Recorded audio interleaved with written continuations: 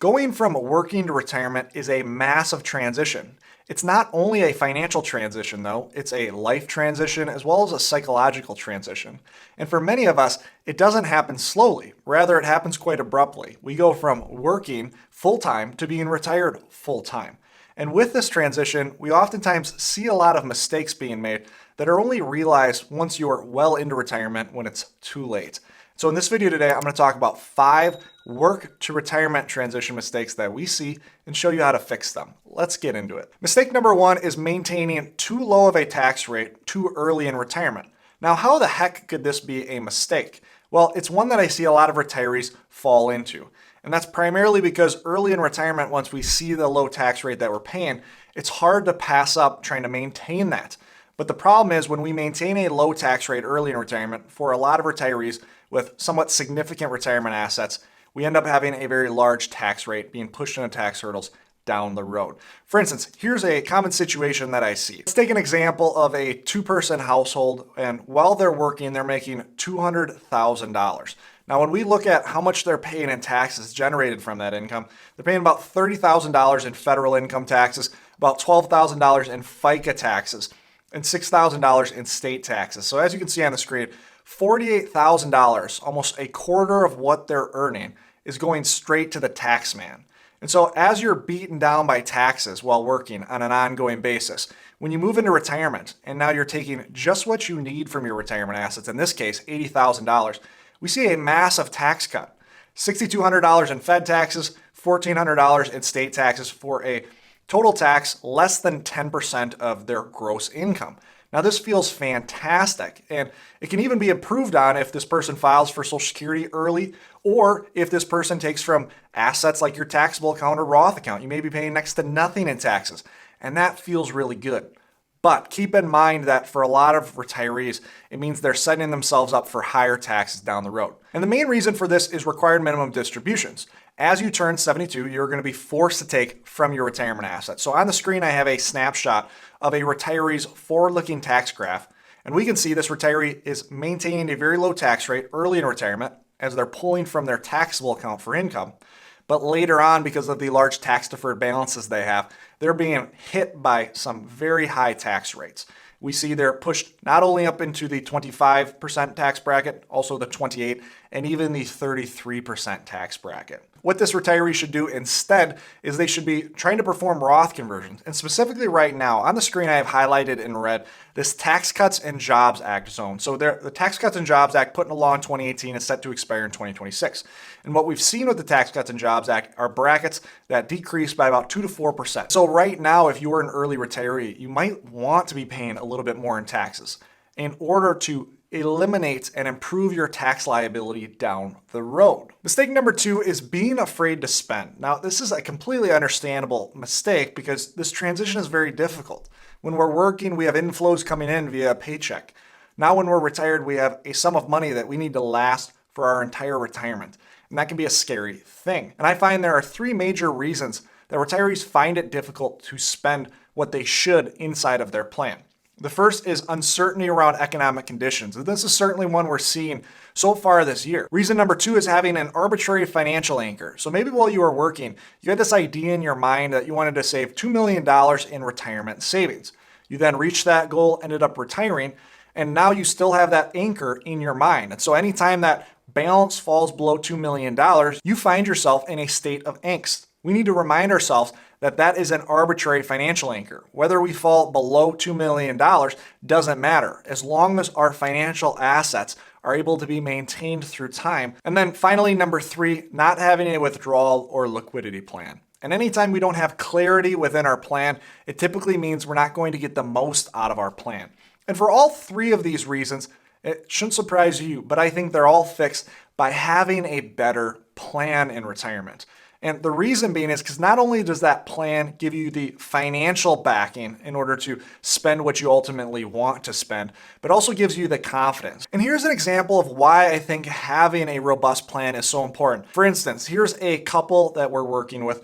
that was quite nervous as they retired at the beginning of this year. And as we can see, it wasn't the greatest year in hindsight to retire, at least seemingly wasn't the greatest year. But at the end of the day, we can't gauge our life decisions off of what the economy is doing at any given time. There's always going to be uncertainty in retirement that we have to be willing to accept. Now, as we were looking at the 1,000 simulations that we ran their plan under, what can give you extra confidence is looking at those specific individual trials.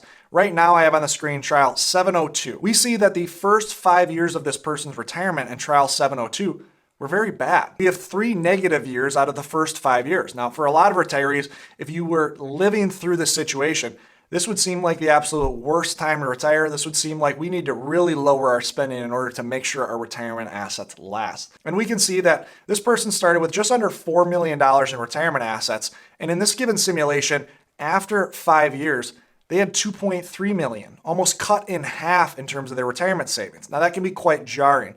But as we see, by the end of this person's retirement, they still had a successful retirement. Now we can look at a lot of these different trials. We can go trial by trial and start to look at certain environments, certain sequence of returns, and see what changes within our plan.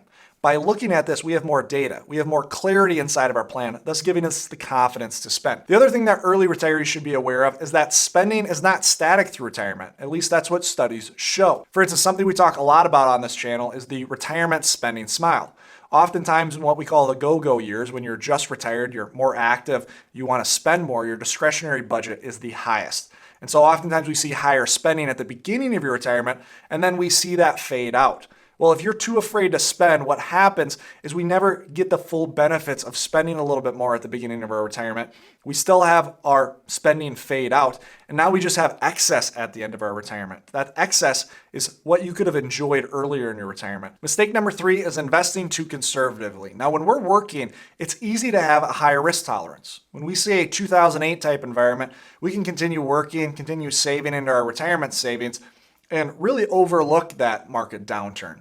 But when we're in retirement, that large downturn can really mean disaster down the road. And oftentimes I see retirees make a switch where they're fairly aggressive while working, and then they are overly conservative when they first enter retirement. At the end of the day, we don't want to see those large downturns in our portfolio. And we can see based on volatility in certain asset classes, going back to 1928, there's obviously a lot more volatility in the stock market.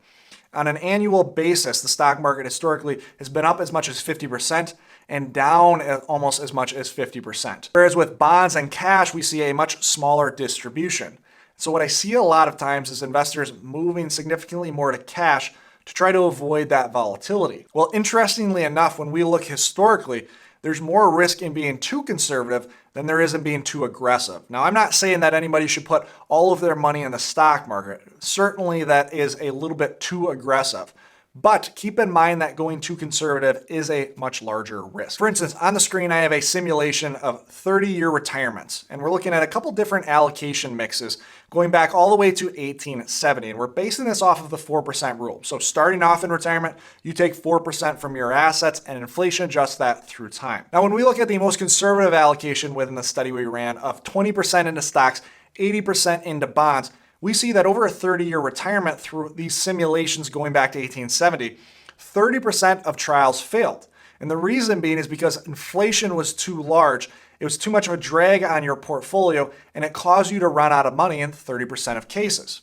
We can see that with a 40-60 and a 60-40, those portfolio failures were just below 10% in both cases. But interestingly enough, a more aggressive portfolio of 80-20 only had 3.2% of failures. Now, there are going to be certain times within your retirement where you want to be a little bit more conservative. For instance, if you retire and you're delaying Social Security till 70, you probably want to be a little bit more conservative within that range. Then when you're on Social Security, you can go back to being a little bit more aggressive. But understand that being overly conservative is a much larger risk in the long run of your retirement than being a little bit more aggressive. Mistake number 4 is one that you may or may not agree with me on, but I see a lot of retirees undervaluing their time because most people value their time based on some kind of economic measure. Well, when we first start working in our 30s and we don't have as much experience, we generally don't make as much money. Then as we go into our 40s, our 50s, and our early 60s, as we gain more experience, as we've been with a company longer and we've received certain promotions, we're making more than we've ever made before. So our time per hour is more valuable than ever before. But then once we retire, by economic measures, our time would be kind of worthless if you think about it. We're not earning anymore, so what is the value of our time? Well, really, I don't think valuing our time based on economic measures makes the most sense. If we think about the time that we have left on this earth, that might be a better way to value our time. And under those parameters, the older that we get, the more valuable our time becomes. Now, I see a lot of retirees doing things because they don't value their time, because they're no longer earning, and so they can't place a value on their time. And because of this, people make suboptimal decisions for their situation. Now, this is going to vary quite widely for everyone because we all have different interests in what we like to do and what we don't like to do. But take lower cost activities like cleaning your house or doing certain home improvement projects. Oftentimes see retirees, since they have the time, they end up doing a lot of that themselves, and they don't love to do it. And they could pay somebody a fairly low hourly rate in order to do that for them. Just because you have the time available doesn't mean you should shift that time to doing things you don't want to do. If you have the financial capability and you have the time, you should pay somebody to do a lot of those activities and thus spend your time doing what you ultimately want to do. That's the whole point of retirement after all. And now we arrive at the final mistake. Now, this is not one that's going to make or break your retirement, but can certainly lead to a more inefficient retirement plan. Now, I'm going to start by talking about this mistake by posing a question. How do you feel about living paycheck to paycheck? Now, if you absolutely hate the idea of living paycheck to paycheck, you may be susceptible to this mistake. Now, when we're working, living paycheck to paycheck is an absolutely terrible idea. If we're spending as much as we make, we're not saving for our future, and that's going to lead to a worse retirement. But when we're in retirement, living paycheck to paycheck is actually optimal. We only want to pull from our retirement assets whatever we're going to spend. Everything else we want to leave to continue to compound and grow for our future. And so oftentimes what I see, and this is specifically for those that are really good savers while they're working, is they build savings into their budget.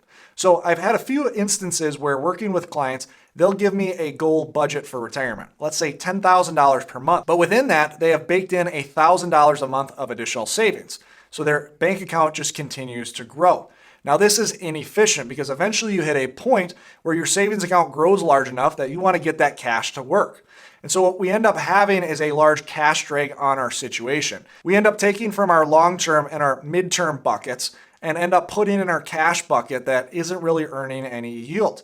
Now, it makes sense why a lot of retirees fall into this trap. Specifically, if they are better savers, they always have a habit of grossing more than they ultimately need and taking the excess and putting it in savings. Well, this again ends up being a problem in retirement, especially when we get into an income plan. As you're taking more from your retirement assets than you need, you're eliminating room for things like Roth conversions. Now, again, this won't end up making or breaking your retirement, but just is inefficient and one that bugs me on an ongoing basis. So we should, when we're entering retirement, plan to live paycheck to paycheck. Now, there's no issue with starting to save and build other bank accounts where we might have a large purchase in the future. But if we're just saving to save, we want to try to avoid that. You've already done all of the saving. Now it's time to spend. Now, let me know in the comments if you've struggled with any of these mistakes or if you have a different perspective on any other work to retirement transition mistakes that you've had issues with. In addition, for those that are retiring and making this difficult transition in their 60s, right here I have a video where I talk about 8 tax tips for those that are in their 60s in order to improve the tax efficiency of your retirement. Thanks for watching, and always remember, you don't need more money, you need a better plan. You can click on this video to learn more about those 8 tax tips, and we'll see you in the next video.